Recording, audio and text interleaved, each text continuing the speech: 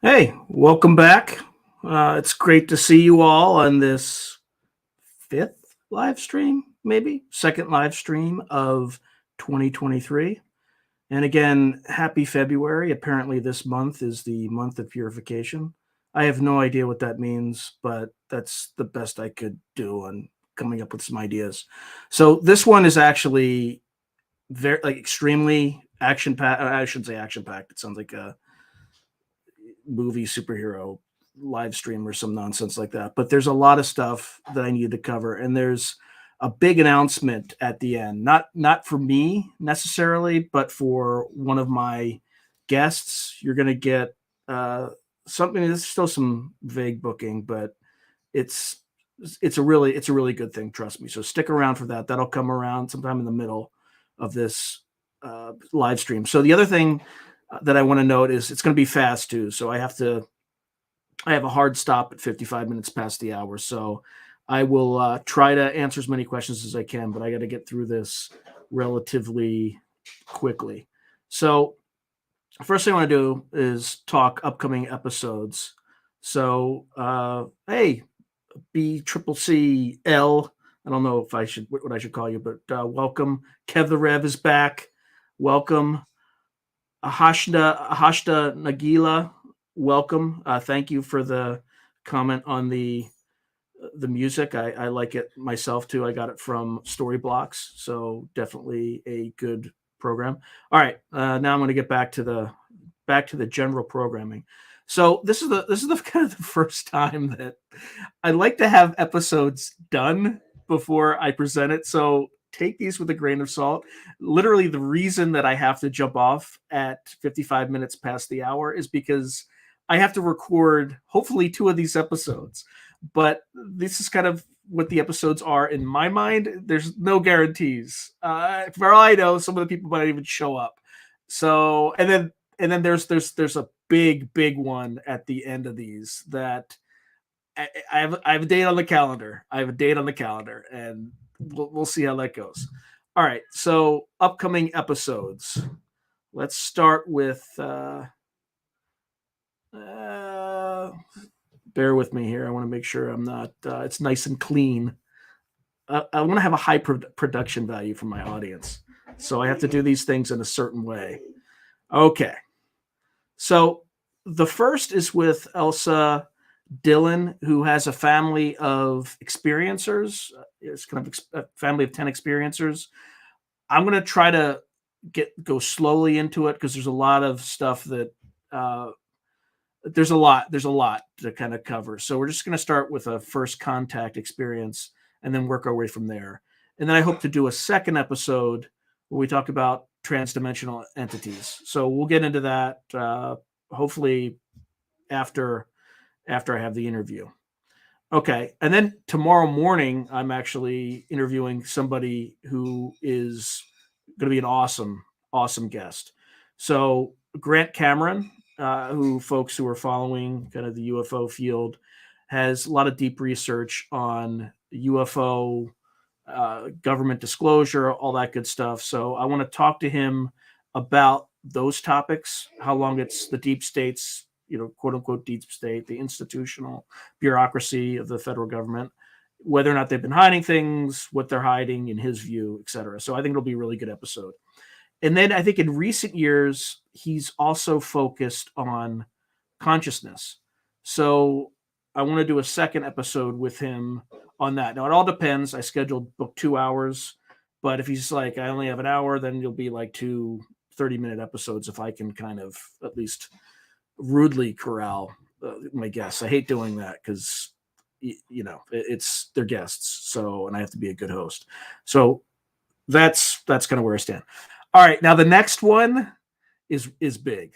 Okay, and again, I have not sat down with them yet, so take it with a grain of salt, and I'll tell you at least how I got this. Okay, I'll give you the origin story behind this. Now it could fall apart. People get sick.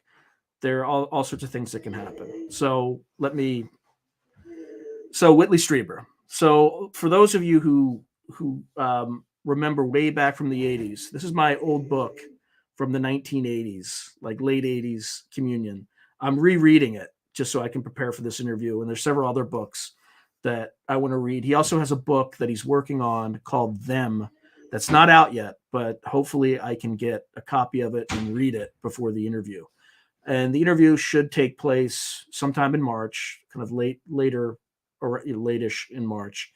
And the reason I'm calling it White Moths in February is this weird, like nothing concrete with the paranormal really ever happens to me.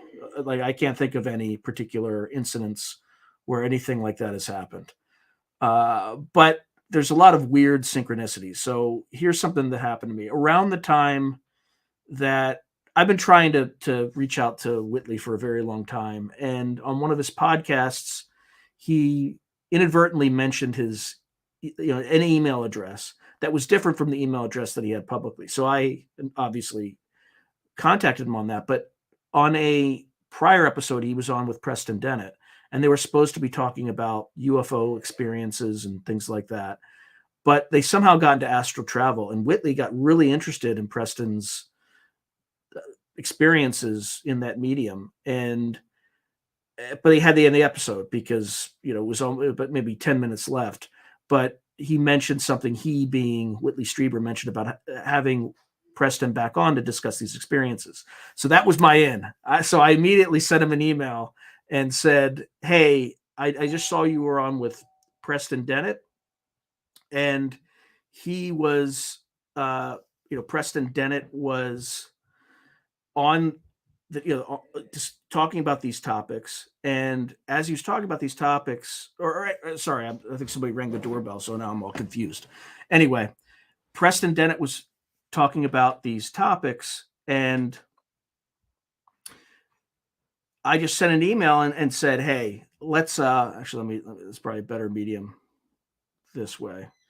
So I reached out to him and said, Preston has, I've done three 1-hour interviews with Preston on exactly this topic. Here they are. And by the way, I'd love to have you on my show. And I got an email back, and he said, yeah, I'd be interested. So it's set up and all that good stuff. So why White Moths in February? So this is the weird synchronicity. So where I live, it's generally doesn't get too cold at night, but it was kind of a night around 41 degrees Fahrenheit. I'm not going to do the conversion to centigrade. Sorry. You guys can do the math. It's like, I don't know, 5/9 plus or minus 32 degrees or something. I can't remember, or something. I'll get it wrong. Anyway, I was around 41 degrees, but it was night, and I had gone outside, and I had come back in, and there was a white moth that was trying to get in the house. Which, could a white moth be flying around at 41-degree temperatures? Yeah, sure, it's possible. But a white moth at night is just kind of like a weird. So I just made note of it. And this was in the beginning of February. So I'm watching this documentary called The Visitors. You can get it on, I think, Amazon for like $2.99 or something like that. And I don't have the link below. So, whatever. You can find it. It's pretty easy. But it's about Whitley's experiences in communion. And in that, he has this, I guess, relationship with his, his wife who died several years ago. And, he believes she appears to him as a white moth. So he's talking about, they had a discussion about how she would appear to him before she died, apparently. And she said it would be a white moth or whatever. And the first time that she appeared to him was as a white moth in February, or so he believes. So again, nothing ever black and white ever happens to me, or like very material or physical or kind of pound you over the head sort of stuff. But there are like subtle synchronicities that could easily be explained away as pure coincidence and chance and things like that. But this is kind of one of those weird ones. Okay, I'm going to jump the comments real quick because it looks like there's a bunch of people who have said some stuff. Okay, so, and then I keep. Okay, yeah, I'll have to ask what that username is. Communion. Yep. And then I'm not sure what that refers to, but we'll go with it. Okay, so going back to So those are all the episodes that are coming up soon. And the other thing is, last month was the first month that it didn't quite have a full month of revenue. So, we're just going to go really quick, stay the channel. I'm going to spend like a minute on it and then move on, because that's probably the least interesting. So if people are interested in this kind of stuff, I can do it really quick. But let's just say I made enough to buy a cup of coffee, a little bit more like a fancy cup of coffee. But for those who are morbidly interested in this sort of thing, this is kind of what we look like in the month of January. Okay. And then I am not a high ticket item right now.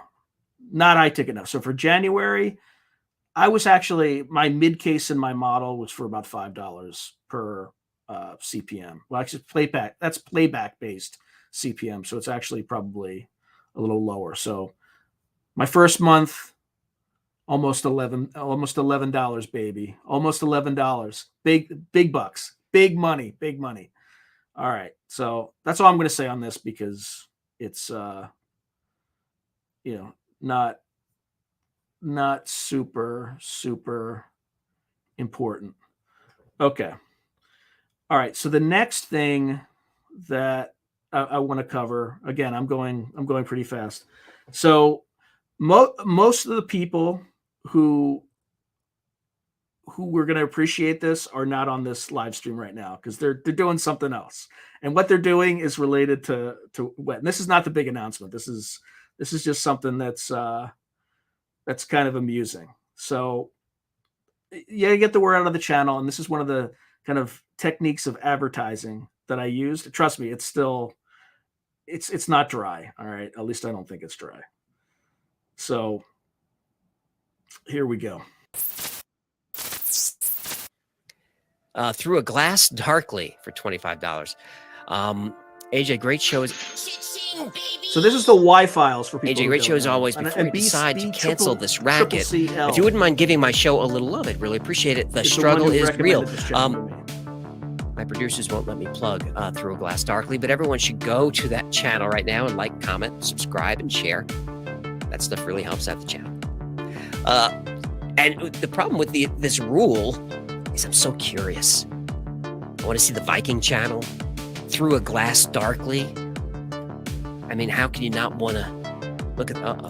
Here we go. You can go look at the channels. I'm just saying what happened last week. No, because if I look at one, I need to look at all of them. It's that's what's what fair is fair is fair. So, but I'm trying to heap on the praise and keep them on the screen a little longer. So if you're interested in Through a Glass Darkly, that you can go over there, and hopefully his subscribers are going through the roof. Yeah. I mean, I love the name. I'm curious about what it is. Right? Yeah. I mean, people are dropping off the live stream like mad, going to check it out right now. Look at how beautiful she looks tonight, doesn't she? Oh, well, thank you. All right. Better to be seen and not heard, right?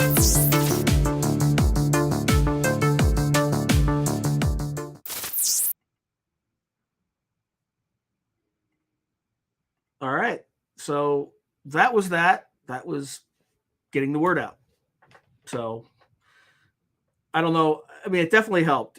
It was like I got like 60 new subscribers in 10 minutes. So I want to thank AJ for that. It was a good use of marketing dollars. But I think, like I said, when I was referring to that racket, that's the racket I was referring to. I think his wife shut it down. And that was the last time that I think people could get away with that. They're going to do it in the smaller channel Y files backstage, but I slipped right in before I had a chance to cancel it. All right. So I have a special announcement from one of our guests. You got to listen carefully. I'll repeat it afterward, but I think you will all get a kick out of this, because this is a small channel, but people are still watching it, and this is like the ultimate validation. Now, I don't want to take any credit from it, because this guest is like an amazing guest, and this happened because he's amazing. But without further ado, here we go.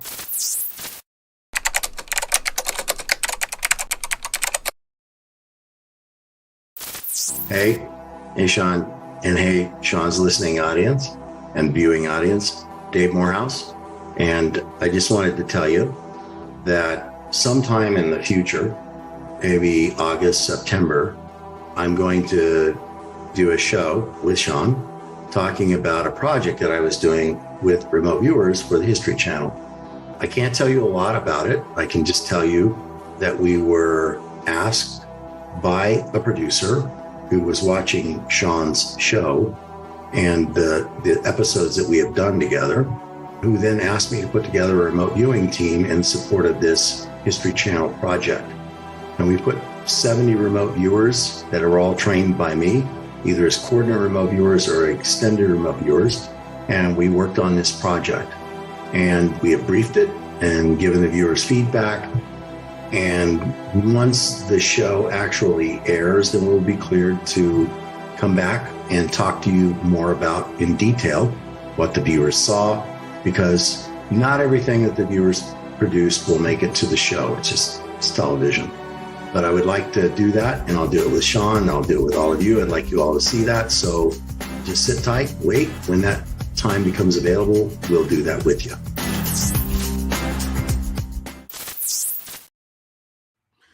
All right, so I'm actually almost through. So there's actually gonna be plenty of time for questions. I have, let's see, one more thing, and then I'll be able to really get into the Q&A stuff.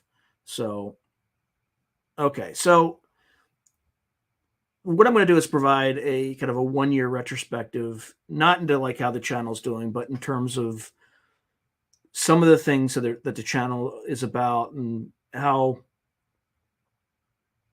kind of what I've learned from doing a lot of the interviews I've done, particularly about the nature of reality and how everything is, everything seems to or appears to work, and what some of the commonalities with some of the guests that I've learned in doing through this process. And this came up because there's a tweet from Drew Drusner, NC. I don't know what his actual full name is, but he kind of posted something on Twitter. I'll read it, but you all can read it. I'd love to hear you just run through the perspective through the perspective you started out with, and where you're at now on the what's possible in my worldview scale. No guest, just me, just you, whatever. I have a lot of people who have had their own Tim Ventura moment. Okay, so I figure I will try to address that and then use that as a launching pad for Q&A. So before I get started, let me just make sure sometimes all you can do is your best, and sometimes the universe works for you, sometimes it works against you, sometimes it just doesn't care. But that's all you can do. You can just keep busting your as an kind of an airborne paratrooper, an paratrooper might say, busting your fourth point of contact, i.e. your butt, just working your butt off. And that's all you can do. There's no guarantees in life, but I'm working as hard as I can. I'm trying to take advantage of every piece of good news that's coming my way. And I was super happy for Morehouse to get that thing. It'll be very interesting, and I guarantee that the audience will want to engage in the show that he's talking about. But obviously that news is not public. So okay. So in terms of this particular topic on kind of the nature of reality, so I would say my journey began back sometime in 2018. I've been working first I was a military officer, then I went to business school and graduate school, and then worked in all sorts of jobs from the professional services sector and finance to corporate environments in finance. And, it's never quite, the money was always good, but I just never, I never really fit in. The Army was probably the place where I fit in the most, but even then it was always kind of forced. I've always kind of been a kind of a bit of an independent thinker, kind of lone wolf. And there would be times that I would just go off my own. I just go where the data leads me. And, I've always been very data oriented and things like that. This topic, this phenomena, I've always been kind of interested in the topic, but never kind of absorbed with it or like gone into it in a very deep way. I mean, for instance, I probably read this particular book when I was 12 years old or something like that, way back when. But, life kind of had a way of just keeping me focused on the mundane things that weren't exactly interesting. I mean, in fact, I was stationed at the National Training Center, which is in the Mojave Desert when I was in the military, which butts up against China Lake Naval Weapons Center. And, they would conduct tests on exotic weapons and things like that. But I was never looking up in the sky. I was never looking for that stuff. So I never saw it. I mean, there have been weird things that have happened to me, but again, they could be mundane, right? Where I remember even when I was there, like some random, person would kind of engage with conversation with me, and you'd ask them, like, "What do you do?" "Oh, I just wander. I just want," and you're like, "That's weird. Why are you talking like that?" That happened in Victorville, California. But like stuff like that could be completely mundane, but it's just weird. But I think the craziest thing I ever saw when I was at the National Training Center was that like a ramjet propulsion, which is like that string of pearls. I would see a contrail. It's like a puff, line, puff, line, puff. That was the strangest thing I ever saw. And I think once they fired a rocket over us, and there was just like lots of kind of a big blast in the sky, but it was all terrestrial stuff. I would imagine that China Lake Naval Weapons Center, it would be like a ramjet Air Force or naval kind of technology that they were testing out. The other thing, I'm trying to remember if there's any other crazy stuff that I saw. But I mean, we were out there. I definitely should have been looking up, but I never was. And there was the Goldstone Deep Space Research Area where they had this massive disk that we would literally gather our tanks like right next to it. And it was like this NASA, facility that you can't gain access to unless you're in the military. So it's just kind of like, but it's just like right there. It's like, oh yeah, that's the big giant dish, whatever. And that was, they were looking out deep space. It was like a deep space collector or something like that. So, but other than that, like I never really saw anything crazy. So went through my life, I did my first anthology, which is the Weird World War III anthology. And as part of that, I got a story about Project Stargate. And the author, who was Sarah Hoyt, didn't believe in any of it. She thought it was, just garbage, right? Sorry, I just saw Kev's question. That's a good question, Kev. That's a really good question. So I had I have an electrical engineering degree from Stanford, and I also have a history degree as well. I did 2 degrees, but the Army kind of, so I asked for military intelligence, and I got military intelligence, but military intelligence has a program called branch detail, where they loan you out to a combat arms branch for 4 years, and then you go back into military intelligence. So, what I said to the Army is I do not want branch detail, but if I do get branch detail, I want armor, because I sure as hell did not want infantry. I just, not for me. So they gave me armor, and I'm glad they did, because I really enjoyed what I was doing, but the only impact I had with military intelligence is I was stop lost for a year because I was military intelligence, even though I had no training for it.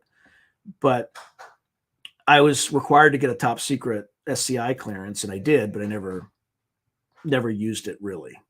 So, but yeah, the Army, they didn't care that I had a double E degree. That it was immaterial. So anyway, I'm editing this anthology, and I read this story, and when I edit, I'll look things up to verify and check. And I started reading about Project Stargate, and I'm like, this was real? So I bought David Morehouse's book, Psychic Warrior, read it, and he was the gateway because he was also a combat arms officer, which I was, because that's kind of all I did. Even if I was assessed military intelligence, I still did I did all the Army. I did all the armor stuff. And as a result, I started digging more into it. I looked at the CIA webpage and started seeing all this stuff and reading all this stuff. It's like, this is real. And, fast forward a few years later, and I had recently left a job for reasons that if I wrote it in a screenplay, every Hollywood producer would reject it because it's so crazy and unbelievable that to me, it was almost as if the universe was trying to send me a message. So I kind of decided that I wanted to be responsible for myself. I was kind of, corporate life is, the people who are most successful, or tend to be most successful in corporate life, are the people who are good at claiming credit. They're not the people who do the work. And I'd rather just do the work and do the hard work and eat what I kill, basically. That is always like, I'm a finance guy, but I've always had I've always liked salespeople for that reason. There's many reasons not to like salespeople, but the one thing that I always respect is they eat what they kill. And I can get with that program. But I originally started I started this channel because I wanted to market my books. But I also was interested in the paranormal, and I was also interested in geopolitics. I remember it was around the time that Putin invaded Ukraine, and I literally spent all my time in the Army fighting like the Russians. So I had a perspective to add to that, and I did. So that's kind of how I got started. And the paranormal stuff, not only being the most interesting. Oh no, I do not play poker. I've never been a poker guy.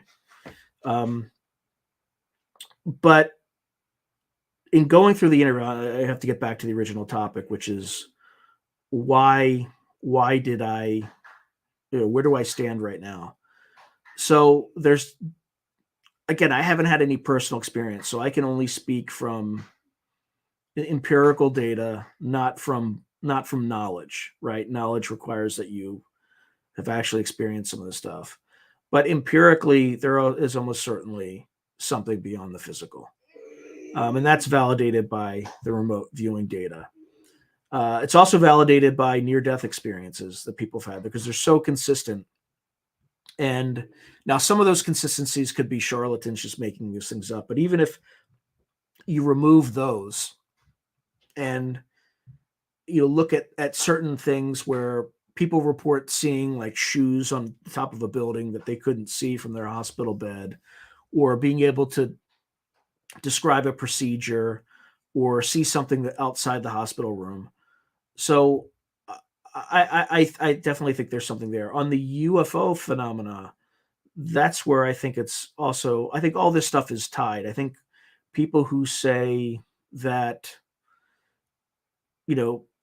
UFOs aren't related to the other paranormal like entities and things like that. Kind of the nuts and bolts UFO crowd. I think there's more to it. I think any sufficiently advanced civilization has got to be better at us at this non-physical game, because they're more advanced and they've had more time, and they're inevitably wiser. So on the UFO side, I think there's certainly something going on. I think a big percentage of it is just government strategic deception campaigns to keep people away from looking at advanced aircraft. So I think there's a percentage there. There's a percentage of it that even they can't explain. And if they can't explain it, they're not going to report it. They're not going to acknowledge it, because to acknowledge it would mean that we're spending, close to $900 billion on a defense budget, and they can't defend us from this stuff. And that's something that's that a professional military can't admit. Neither can a government, because imagine a press conference where the president comes out and says, hey, I want to announce that there are, that there are other intelligences in the universe or on planet Earth. They've been here for thousands of years. And the first question is going to be like, well, what are we going to do about it? And the answer is, well, we can't do anything about it. We're completely vulnerable to whatever comes here. Like, that's not exactly the formula that a politician or a government wants to project.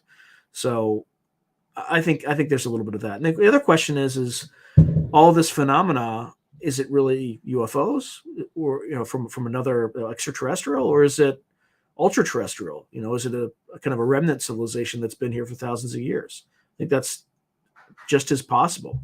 Time travelers too could be another possibility from the distant future. I know when I've spoken to Preston Dennett, interviewed Preston Dennett, he's had dreams where where an entity would show him that, like, a human face transforming into a gray, right? And they would say, you are us and we are you. Now, does that mean that that's our future? It's possible.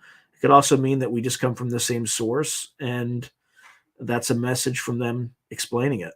So I'm definitely more open to this stuff, but I also don't believe everything that I'm told, and I definitely want to dive deeper into it. I also am pretty confident the government is not telling us everything they know. And I mean, I don't know for certain, but I'd say it's 99.99999%, especially given what they did with Twitter, right?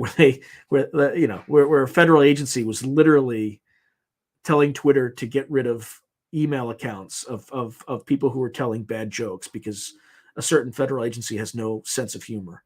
So, like, I definitely don't trust what they have to say. And frankly, they have no incentive to unveil any of this stuff, none whatsoever. Like, if the military, the sole purpose is to protect the United States from enemies, foreign and domestic, and what reason would they have to disclose any of this information?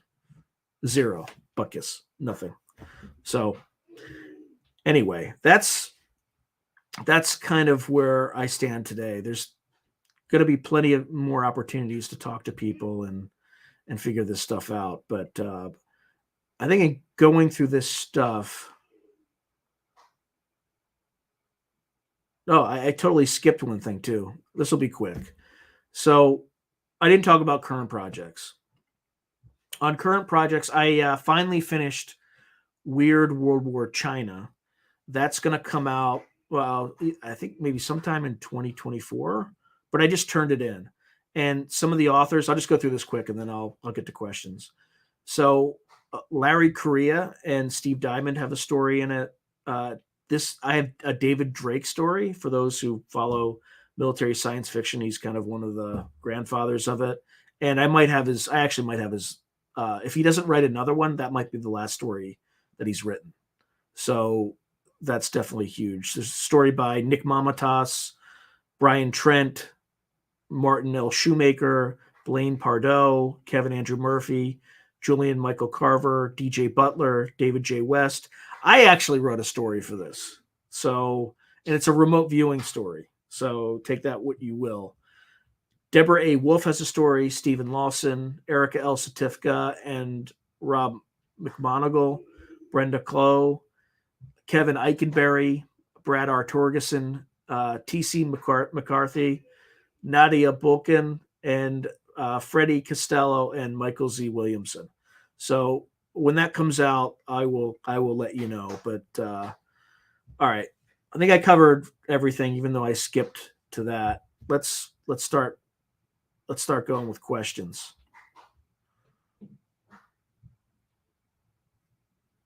What do you all got? Let's see.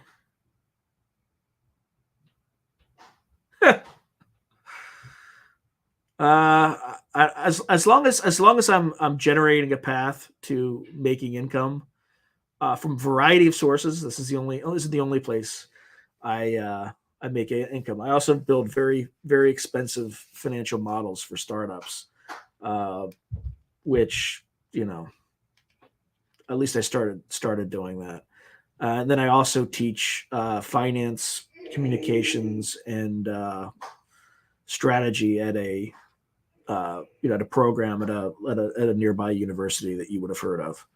So, although, yeah, actually, I need to make a comment about that. Okay, so if you're on a live stream for my other job, like that thing I do at that university, do not message me about like UFOs and crap. Just don't, because they read that stuff, and I'm going to give you like, that's interesting. You're going to get responses like, that's interesting, this and that, but like this is starting to seep into that. So just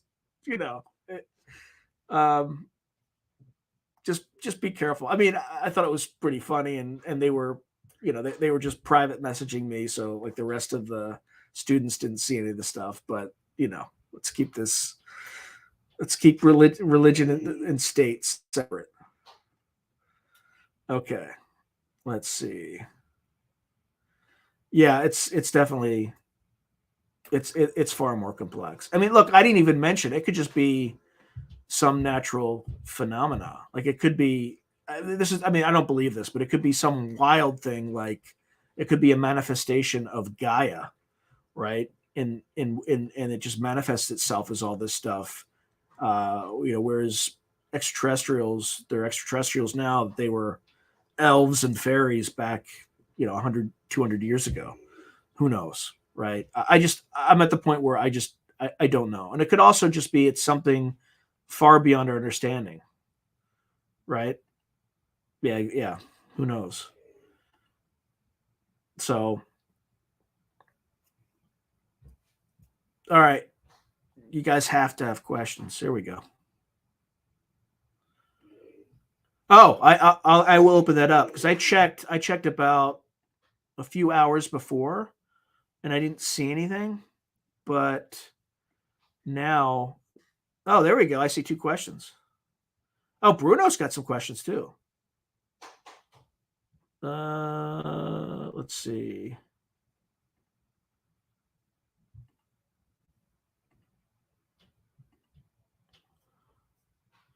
Okay, so all right. So first, okay, so I'm just going to read these questions from Bruno. So, hi Sean, I have 2 questions. First, with respect to the UFO subject and potential disclosure of the origin and nature of the phenomena, what information would you consider disturbing enough to withhold from the general public? That's a great question. The second is hypothetical. You're taken to a secret location that keeps the full record of the planet and human history and are allowed to ask 3 questions. What would they be? Thanks for the excellent channel. Thank you, Bruno. Oh my God. The first question, because I have a pretty dark imagination, is easier than the second. So,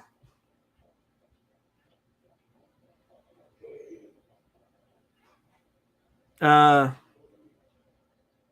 because he just takes information that's passed on to him. Now, the people who pass the information along, they're actually, I think they let them loose. I'm not a fan of Snowden, by the way, and he blocked me on Twitter. That's one of my crowning achievements.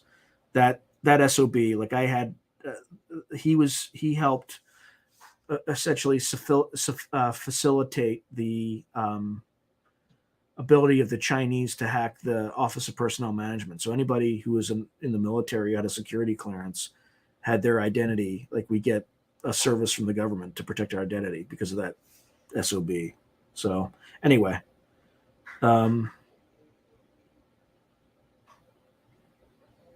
yeah. Okay, so I need to answer Bruno's question. So what could be so disturbing? So so let's take so I'm reading a book on the Collins elite, right, which is this thesis that, and again, I don't necessarily believe it, but it's a fascinating book. And what the book contends is that UFOs are an elaborate deception from demons, and their game is to convince the population of the earth to, turn away from God and effectively make a cult around UFOs. But what was terrifying about it was that there was one of the people that they interviewed had a vision of kind of the afterlife, and there were all these like piles of human bodies, and there was a UFO that was flying around and like sucking souls out of these things and basically using them as energy sources. I would say if that's the nature of what we're discussing, if you revealed that and there's nothing you can do about it, then you're not going to accomplish anything or protect anybody by unveiling that secret. Yeah. There's a terrifying scene in that book that has that quote unquote vision. So, it's actually, well, yeah, I would show it to you, but it's like propping up my camera right now, and I don't want to screw that up. But yeah, it's a terrifying book. What other reasons? Another potential reason is that they're time travelers, and anything that we do, like the more people who know about it could affect whatever timeline they're attempting to influence. Like this stuff like rolls off my tongue. This is, I'm a horror writer, so another thing could be that we're a slave race, and there's nothing that the powers that be. Imagine you have a super powerful race that is millions of years ahead of us in technology. I mean, we're effectively helpless. So imagine that we're a slave race. There's no reason that you'd want to tell people that, because it would just cause complete and utter chaos. So that would be a legitimate reason not to tell anybody what this was. I think if we legitimately just don't know and have no idea, for some people that would be a legitimate reason not to disclose or share this information. I don't think it's a legitimate reason. I think people should be protected, even if there's things that they don't know.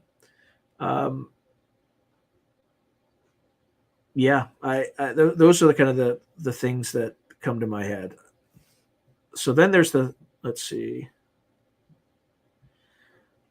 Oh yeah. I had a weird one last night. It was pretty dark. I think it was more subconscious than anything else, but yeah, here it goes. So I was like on an aircraft carrier with, I think my dad and other members of my family. And I was pointing out something that looked like an F-18. I'm like, oh, that's an F-18. And somebody corrected me and said, no, it's an F, blah, blah, blah, like made something up I never heard of, which those sorts of things. I'm going to keep this up here so as I'm talking through it. So the next thing I know, I'm kind of like, from a bird's eye view, I see this truck traveling along an icy road. There's snow on the sides. Feels like it's Alaska or something like that. I had this feeling of it's Alaska. And like my father was driving it. I thought it was a truck, but it was moving so fast, like supernaturally fast, that I was just like, this is like somebody's going to die. And I think I felt like my dad was driving in this like semi-trailer truck. This semi is just driving like, and just like weaving in and out of traffic and like going faster than is possible for that truck on ice and surviving. And then I see him weave again, and I notice it's not a truck anymore, it's something else. And then next thing I know, there's like a woman in the middle of this woods with a sniper rifle. And and whatever vehicle he was driving was aiming right for her. And if you've ever seen the movie, the show The Americans, it was that like older woman who was like worked for the KGB. She was like a collector. I don't know why it was her. Nothing personal against her, but she was the one holding the sniper rifle. And as the truck headed, or the vehicle, whatever it was, headed toward her, I thought it was going to hit. But then everybody else who was with me just started shooting at her, and it was like just a mound of blood. And I was super happy about it. Like I was just like, yeah. I don't know why. I don't know why. There's a person in real life I feel that way about, but I imagine it was just subconscious. But I was very happy that this person was completely and utterly obliterated. So, but it wasn't the person that I would have felt like that in real life, but I think it was just some symbol for it, or but yeah, you should never feel that way about an action like that and things like that. And hopefully it's a dream, just a dream. YouTube, it's just a dream. But the fact that I could remember it was it was a weird one. What does it mean? I have no idea. I was thinking about posting it, but it was so violent that it's not I don't know. I'm kind of regretting telling it on this. But again, it's just a really dark dream. Okay. Yeah, that's not the answer. I mean, that's definitely not the answer. But I think that was more of a purging of the old life, and just like cathartic. It was more of a cathartic thing. I think it was catharsis. I think that was the point of the dream, right? It's just like that life, that situation is over, just move on. Yeah, maybe. I've actually written, I've taken elements from dreams in the story that I wrote for that Weird World War China anthology. That story is based on elements from a dream that I had. Like there was a Chinese official wearing like a jade half mask. So I'm like, I don't know what that means, but I'll just throw it in a story. Not in this dream, but in other dreams. So I definitely use that stuff.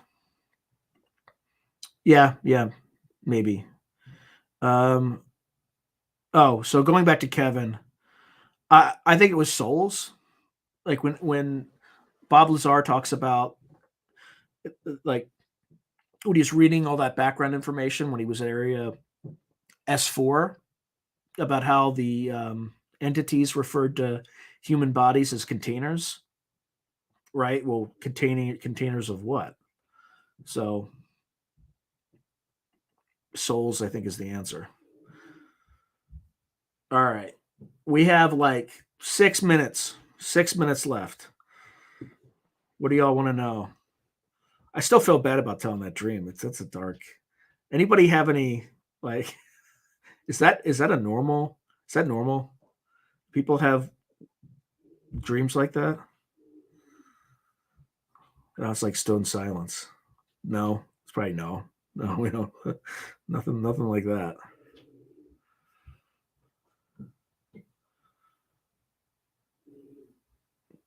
But I did know the person in that dream, thought they knew they had it coming. All right, I feel a little bit better.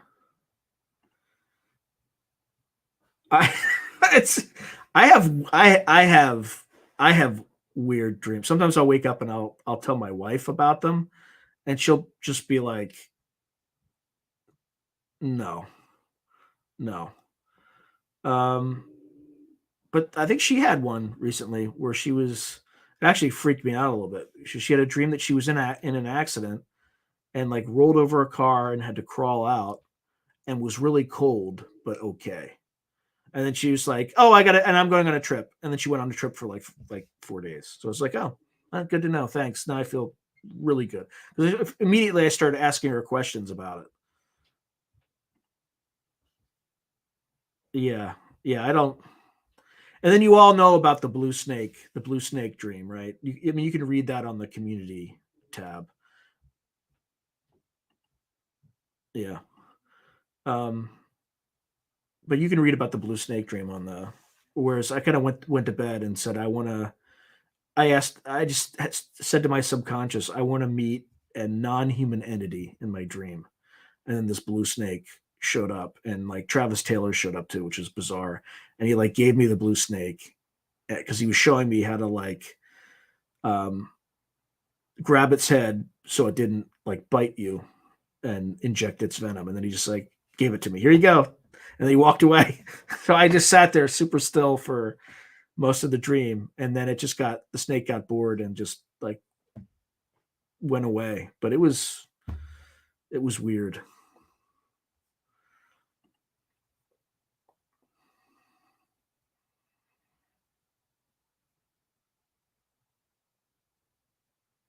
Any other questions? You know where everybody is, right? They're all on the Y files. What the Y files is probably the episode would have been, I think it's at 6, and then they're probably on the live stream. It's a good live stream. I would go to it, but I have I have to do an interview right after. But what other questions do folks have? About 3 more minutes.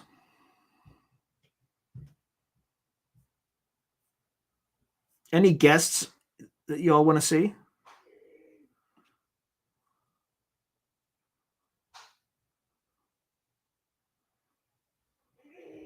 By the way, Donnie, welcome. I don't think I've ever seen you on one of these, so thank you for stopping by, and lots of good questions. So I appreciate it.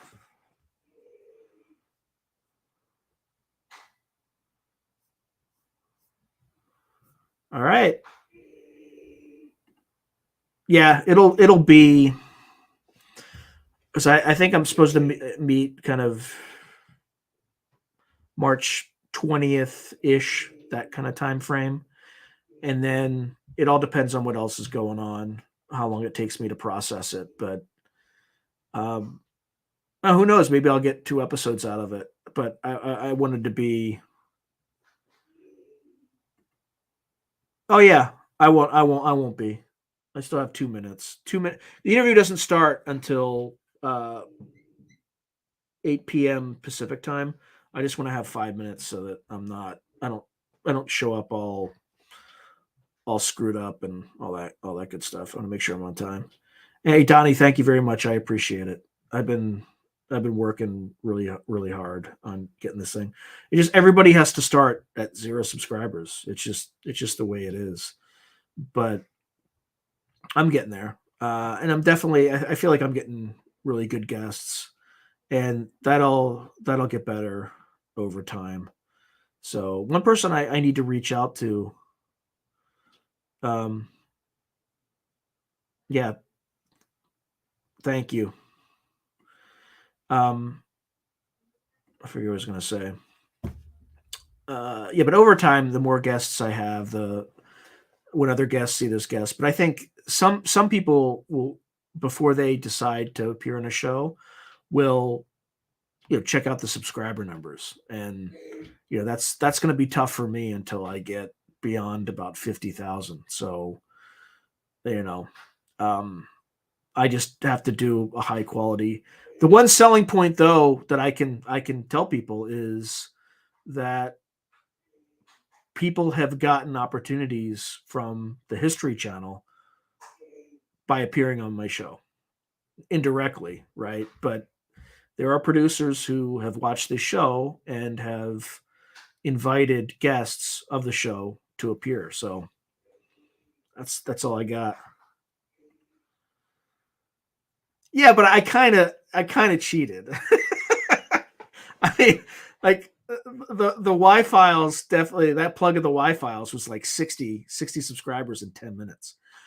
That said, if I look back, typically what tends to happen is on average, the number of subscribers doubles every calendar quarter, right? So I don't think I'll be at 2,000 by the end of March, but it's possible. But if that kind of relationship continues, then that's where it would end up. I'm not projecting that. I'm projecting around 14 or 1,500, but it's possible. But I definitely experimented with the super thanks. And by the way, if you're a Y Files fan, thank you for joining the channel. I hope I don't disappoint you, and I hope you enjoy it. I don't have the same production value that AJ does, because that's kind of what he spent his career doing, but I'm trying. Although my I don't know. I think I have better production value on the live streams though. But on the episodes, he's much better. He's much better. All right. Oh yeah, I definitely have to go. So, all right, everyone. I appreciate everything that you've done. I'm about to leave. You're gonna have to rewatch this thing because I have to interview one of my guests. But John, thank you for coming on. I hope it was a good episode, because I've been doing this, and I'm gonna go and watch it after I do it. But I appreciate it. All right, thank you, everyone. Good night, and John, you should just go right back, because his live stream's awesome. So I gotta put these on a different day of the week, because I'm like up against a much better show. So thank you very much, John. But yeah, I gotta go interview a guest in like 3 minutes. So I'm gonna head out, and thank you very much. I really appreciate everything that you all have done, and I'm starting to see regulars. So BCCL and Kev the Rev. Hopefully Donnie P. I'll see you next month, because I've only been doing these once a month. By the way, I told for those who follow Ryan Macbeth, I'm like, hey man, you got to do live streams. You're leaving some money on the table. So we'll see. He's like, I have a lot of projects right now. We'll see. But I'm like, you're leaving money on the table, brother. Anyway, all right. Good night and good luck. I want to do something right here, because I found some new song I'm going to test. So, and good night, everyone.